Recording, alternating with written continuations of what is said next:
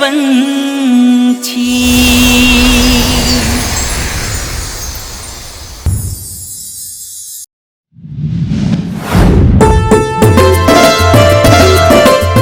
कहानी ऊ अनोखा प्रेम पंछी के ह जौन एक दूजे खातिर जिएला और मरेला।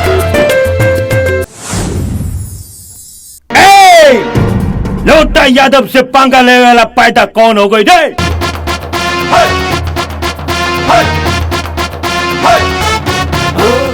किस्मत में नहीं खे, किस्मत में नहीं खे लिखल प्यार यार के।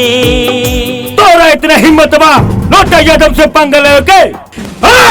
जाई समझ न पैलू हमरा प्यार के।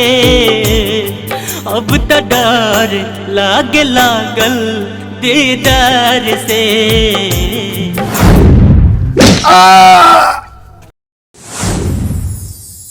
क्षण भर के खुशी झरझर रोआई, जब हम ही ना रहिम तोहे के छुपा। आज तू भवंडर यादव के चंगुल से बच न पैबे। दिल में कवन ऐसन चीज बा, अनजान मेहमान बन जाला। बस भगवान के कृपा से सब कुछ अच्छा ही चल रहा बा। फिर पंडितवा आ गली दिमाग खराब करे। एकरा के कोनो न तो कोनो फिर उपाय लगाही के पड़ी।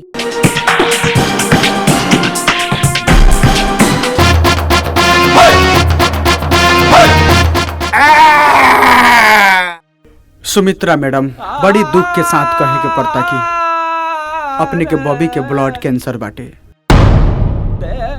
किस्मत में लिखे प्यार यार के।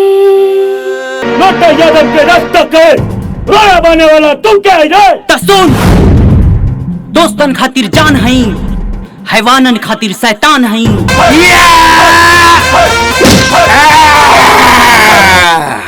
सबके दिलो जान में बसे वाला मुन्ना मुस्कान हई। प्रेम पंछी।